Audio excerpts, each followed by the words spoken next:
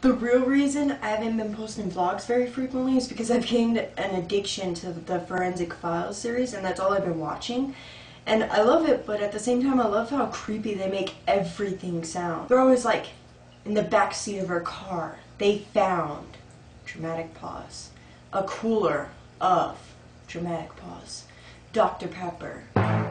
Suspicious, police immediately ran a background check on her. And they found that in the past 10 years, according to the receipts at her local grocery store, she had never ordered Dr. Pepper before. Police interrogated her for 17 hours before she finally cracked and told police what they knew all along. Why did you buy the Dr. Pepper? I was thirsty. For 48 Dr. Peppers? That seems a bit excessive, if you ask me. You better come clean right now because we're interrogating your dog next door and he's talking. I bought it because I was thirsty. Then why didn't you drink it? Would you consent to a lie detector test? Sure. After sending the Dr. Pepper cans to the lab for forensic testing, police finally had the break they were hoping for, a single fingerprint of the kidnapped victim. The child was lured away from the park with a Dr. Pepper can.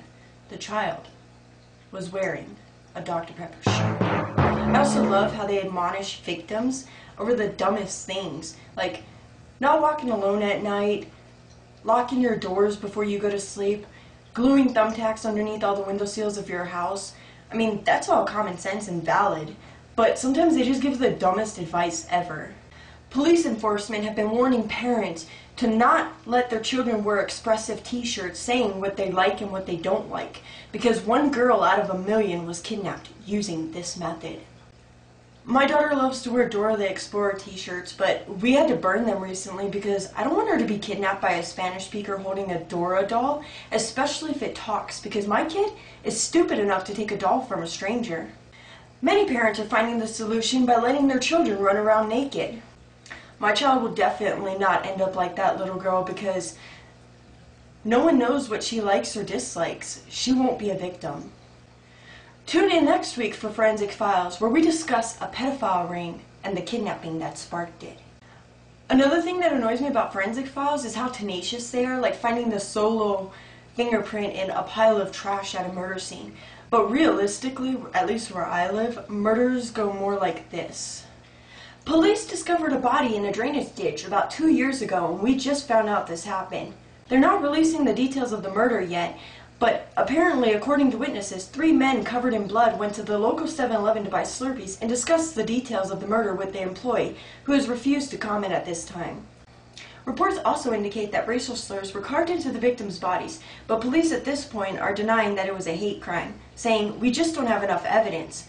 We don't know for a fact if those 3 men caught on camera discussing the details of the murder are actually the real killers, nor do we know if it was racially motivated. We just don't have enough information at this time. 2 years later, no suspects have been arrested. The victim was a homeless man. Anyways, that's usually how it goes down. But I just want to make a video, and hopefully you thought it was funny or entertaining.